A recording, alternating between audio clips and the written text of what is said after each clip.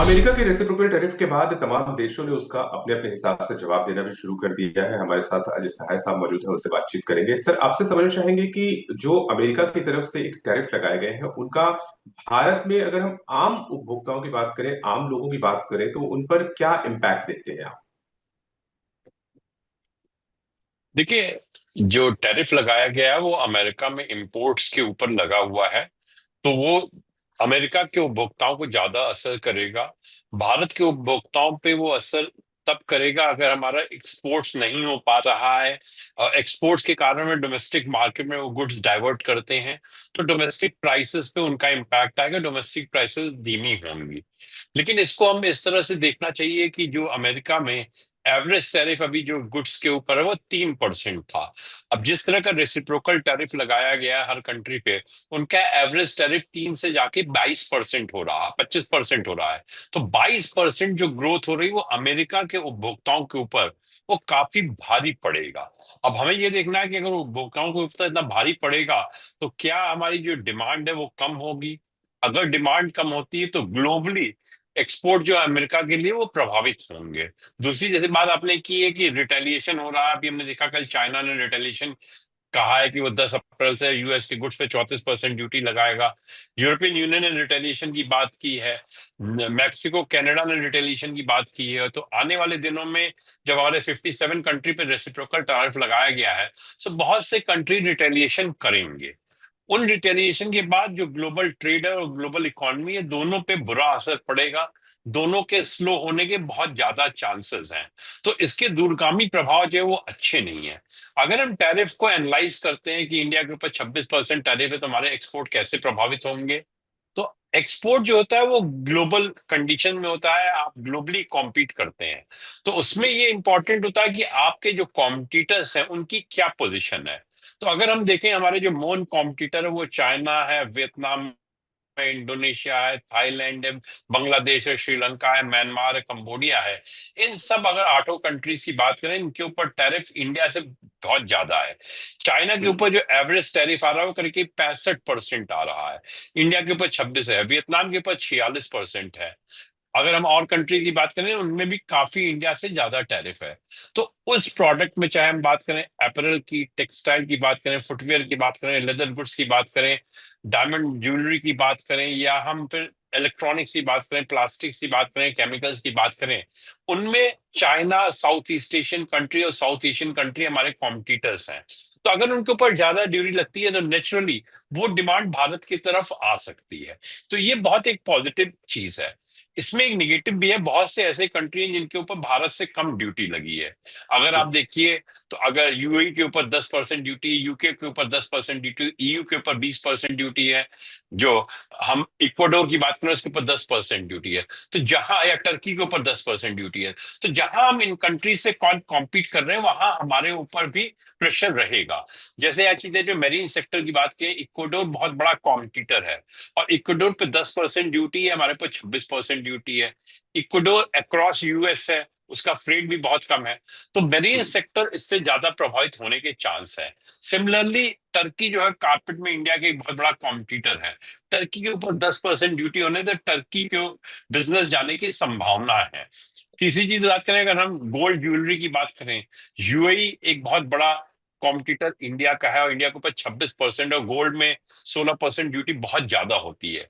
इसी तरह की बहुत सी मशीनरी में बात करें, यूरोप हमारा कॉम्पिटिटर है, यूएस पे कम ड्यूटी है। तो कुछ सेक्टर में हमें हिट होने के चांस है। ओवरऑल अगर हम देखें एक्सपोर्ट्स में, तो हमारे पास अपॉर्चुनिटी ज्यादा है। जो सेक्टर हिट होंगे वो उससे कम होंगे। बिल्कुल। लेकिन एक बहुत आपने अच्छा जो काम अमेरिका हुआ है में वो जी। ये हुआ कि गवर्नमेंट ऑफ इंडिया जी। बहुत पहले से यूएस के साथ कंस्ट्रक्टिवली इंगेज हुई है। हम बायलैटरल ट्रेड एग्रीमेंट की बात कर रहे हैं, और अगर हम बायलैटरल ट्रेड एग्रीमेंट कर सकते हैं, जैसे बाई फॉल ऑफ 2025 की बात हुई है, तो ये जो हमारे पास अभी डिसेबिलिटी है, जिन कंट्रीज से हमारे पास कम टैरिफ है, वहां पे हम उनसे साथ कॉम्पीट करने लगेंगे। तो हमें लेवल प्लेइंग फील्ड उन कंट्रीज के साथ मिल जाएगी। जहां जैसे चाइना या वियतनाम से हमारा मार्जिन ज्यादा है, वो मार्जिन और बढ़ जाएगा। तो इंडस्ट्री की तरफ से हम लोग कोशिश कर रहे हैं कि गवर्नमेंट से रिक्वेस्ट करते हैं कि जितनी जल्दी हमारा बीटीए हो जाए, उतनी जल्दी हमें इन सब में कंपटीशन में और ज्यादा फायदा होगा। तो सर, अमेरिका की तरफ से तमाम चिंताएं जाहिर की जा रही है। वहां का शेयर बाजार लगातार गिर रहा है, और जो वहां के यूएस फेड के चेयरमैन हैं, उन्होंने भी कहा है कि हम एक तरह से मंदी की तरफ बढ़ते जा रहे हैं। तो ये जो आशंका उनकी तरफ से जाहिर की गई है, ये यूएस के लिए खास तौर पर कितना बड़ा चैलेंज है, और उसका ग्लोबली इम्पैक्ट और खासतौर पर भारत पर क्या असर देखते हैं आप? देखिए, अमेरिका के लिए बहुत बड़ा चैलेंज होगा, क्योंकि अगर प्राइस बढ़ती है, जैसे अगर 22% आपने ड्यूटी बढ़ाई है और प्रोडक्ट की प्राइस बढ़ती है 20% बढ़ती है, तो क्या यूएस कंज्यूमर 20% एब्सॉर्ब कर पाएगा उस प्राइस को? नेचुरली डिमांड हिट होगी। तो एक तरफ हम देख रहे हैं कि यूएस में डिमांड हिट हो रही है। यूएस की जो कंपनी मैन्युफैक्चरिंग करना चाहती हैं, उनके लिए वो डिमांड कम होगी। दूसरी चीज, यूएस कोई सेलेक्ट सेक्टर में मैन्युफैक्चरिंग अट्रैक्ट कर सकता है। अगर हम हाई टेक्नोलॉजी की बात करें, चिप फैब मैन्युफैक्चरिंग की बात करें, चिप मैन्युफैक्चरिंग की बात करें, या ईवीज की बात करें, US apparel, footwear, James and jewellery, इनमें मैन्युफैक्चरिंग नहीं क्रिएट कर सकता, बिकॉज लेबर कॉस्ट इनकी बहुत ज्यादा है।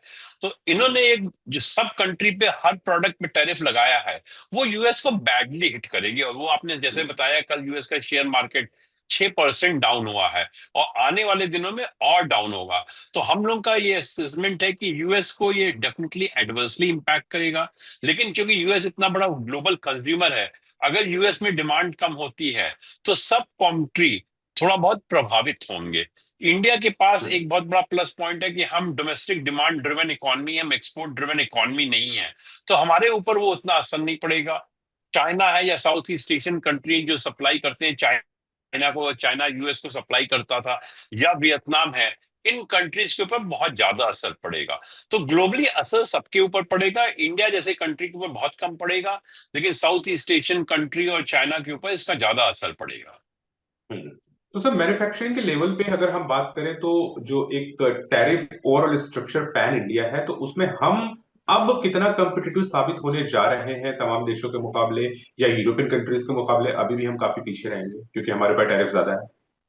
देखिए, जहां तक आपने बात की है, ये बहुत इंपॉर्टेंट है कि आफ्टर ऑल एक्सपोर्ट्स में अगर आप अपॉर्चुनिटी क्रिएट करना चाहते हैं, तो आपको मैन्युफैक्चरिंग में कॉम्पिटिटिव होना पड़ेगा। बहुत से इनिशिएटिव लिए गए हैं जिससे इंडियन मैन्युफैक्चरिंग जो है कॉम्पिटिटिव हो रही है।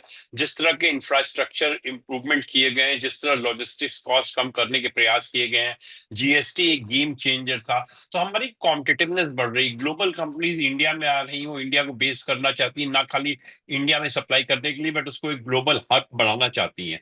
तो ये हम्म। अपॉर्चुनिटी आएगी। और जिस तरह का टैरिफ हुआ है, हमें ये भी लगता है जो ग्लोबल कंपनीज हैं अभी दूसरे कंट्रीज से वो माल खरीद रही हैं, वो इंडिया से माल खरीदेंगी, वो अपनी सप्लाई चेन इंडिया की तरफ ले आएंगी। एक बहुत बड़ा जो कदम है वो है कि यूएस जो है बहुत कॉन्शियस एफर्ट कर रहा है realignment of global value chain. और वो ये कह रहा है कि हम एक ऐसी ग्लोबल वैल्यू चेन बनाएंगे जो चाइना को बाईपास करेगी। उसमें इंडिया का बहुत इंपॉर्टेंट रोल हो सकता है, क्योंकि ज्यादातर ट्रेड अब ग्लोबल वैल्यू चेन की तरफ से हो रहा है। अगर हम इस पार्ट में बनते हैं ग्लोबल वैल्यू चेन में, तो हमें बहुत ज्यादा फायदा होगा। जिस तरह इंडिया अपनी लॉजिस्टिक्स कॉस्ट कम कर रहा है, जिस तरह हम देख रहे हैं कि हमारा जो ट्रेड फैसिलिटेशन बढ़ रहा है, और धीरे धीरे हम टैरिफ भी नीचे लाएंगे, तो हमें लिए बहुत बड़ी अपॉर्चुनिटी इस समय आ रही है कि हम ग्लोबल वैल्यू चेन का पार्ट बन जाएं। और जो ग्लोबल कंपनी इंडिया में इन्वेस्ट कर रही है, वो हमको इस तरह से हेल्प कर रही है, और जो हमारा प्रयास है कि हम और इन्वेस्टमेंट अट्रैक्ट करें, तो वो इस दिशा में एक बहुत कारगर कदम होगा। हम्म। तो सर, ट्रेड डेटा की अगर बात करें, तो पिछले महीने फरवरी का ही जो डेटा आया था वो अच्छा नहीं था, और लंबे समय के बाद उसमें एक बड़ी गिरावट देखने को मिली थी। तो अब एक ये नया चैलेंज आ गया है ट्रेड डेटा को बैलेंस बनाए रखने के लिए। तो आने वाले दिनों में क्या देखते हैं, कितने महीनों तक इन चीजों का असर दिखाई देगा आंकड़ों में, और उससे देश की इकोनॉमी किस तरह से प्रभावित होगी, इन्वेस्टमेंट पे, ओवरऑल जीडीपी में, ओवरऑल मार्केट शेयर मार्केट वगैरह जो है यहाँ का भी काफी गिरता जा रहा है। तो ये सारी चीजें संभलती हुई कब तक नजर आएंगी आपको? कब तक ये चिंताएं चुनौतियां बनी रहेंगी? देखिए, अब भी जिस तरह का ट्रेड वॉर शुरू हुआ है, जिस तरह रिटेलिएशन शुरू हुआ है, और शायद रिटेलिएशन और इंटेंसिफाई हो जाए। हम्म। हमें देखना है कि यूएस जो 34% ड्यूटी लगाया है, वो बढ़ा के 68% करता है या नहीं करता है, और चाइना से कुछ सेटलमेंट करना चाह रहा है। वियतनाम कोशिश कर रहा है सेटलमेंट करने के लिए। तो इस हम्म। समय जो सिचुएशन है बहुत वॉलेटाइल है, बहुत ज्यादा अनसर्टेन है। हमें लगता है ये करीब 3 से 6 महीने में सिचुएशन स्टेबलाइज होगी। लिटिल सर्टेनिटी आएगी। हमें ये भी उम्मीद है कि जो अमेरिकन पब्लिक है वो भी प्रेशर बनाएगी कि इतना टैरिफ नहीं होना चाहिए। कुछ कंट्रीज को एग्जेम्पशन भी मिलेगा, कुछ टैरिफ डाउन भी जाएगा। तो अगले 6 महीने काफी चैलेंजिंग होंगे हमारे एक्सपोर्ट्स के लिए भी, ग्लोबल इकोनॉमी के लिए भी, ग्लोबल मार्केट्स के लिए भी, करेंसीज के लिए भी। तो ये एक इस समय ऐसी सिचुएशन है जिसमें कोई ये नहीं कह सकता कि हम किस डायरेक्शन में जाएंगे, वेदर शेयर मार्केट बढ़ेगा या नहीं बढ़ेगा। लेकिन एक चीज ये है कि जब भी अनसर्टेनिटी होती है तो ट्रेड और इन्वेस्टमेंट को दोनों वो एडवर्स वे में प्रभावित करती है। तो वो हम्म। सर्टेनिटी है कि दोनों प्रभावित होंगे। कितने प्रभावित होंगे, कितने दिन तक प्रभावित होंगे, ये डिपेंड करता है कि ये जो टैरिफ वॉर है वो किस डायरेक्शन में जाता है। कुछ गुड सेंस प्रिवेल करता है यूएस में कि वो कुछ कंट्रीज को एग्जेम्पशन देता है, कुछ टैरिफ कम करता है, कुछ से निगोशिएट करता है, या वो रिटेलिएट करता है और कंट्री फर्दर रिटेलिएट करते हैं। तो अभी जिस तरह की सिचुएशन है इसका आंसर देना मुश्किल होगा, बट मैं ये जरूर कह सकता हूँ कि आने 6 महीनों में ना खाली इंडिया में बट ग्लोबली एक्सपोर्ट स्लो होगा, ग्लोबली इन्वेस्टमेंट स्लो रहेगा। फिर एक आखिरी सवाल समझना चाहेंगे इसका जवाब आपसे कि इस आपदा में अवसर कहाँ देखते हैं आप लोग? और ये पूरा का पूरा जो 4-6 महीने का पीरियड रहा है, जब से ट्रेड वॉर की बातें शुरू हुई हैं और अब जब ये इफेक्ट में आ रहा है, तो सरकार की तरफ से आप लोगों से क्या बातचीत हो रही है? कोई निर्देश आ रहे हैं, कोई सजेशंस आप लोगों ने दिए हैं सरकार को जिस पर काम चल रहा है? हो क्या रहा है इसके बाद? देखिए, सरकार जैसे मैंने बताया था, जब ऑनरेबल प्राइम मिनिस्टर गए थे यूएस में, उस समय ही उन्होंने ये डिसाइड किया था कि इंडिया और यूएस जो है वो अपना बायलैटरल ट्रेड बढ़ाएंगे। हम मिशन 500 की तरफ जाएंगे, जो $200 बिलियन का ट्रेड है उसको 2030 तक 500 बिलियन ले जाएंगे। हम बीटीए एक ऑपरेशनलाइज करेंगे फॉल ऑफ 2025 से। उसके बाद हमारे ऑनरेबल कॉमर्स मिनिस्टर यूएस गए थे, यूएसटीआर की टीम इंडिया आई थी। हमारा निगोशिएशन वर्चुअल प्लेटफॉर्म पे भी हो रहा है। सो गवर्नमेंट हमें एश्योर कर रही है कि they are trying their level best कि जिस तरह जितनी जल्दी बीटीए हो जाए। लेकिन ये टू वे प्रोसेस है, दूसरे साइड को भी इस पे कोऑपरेट करना पड़ेगा। तो ये प्रायोरिटी और गवर्नमेंट इस डायरेक्शन में बढ़ रही है।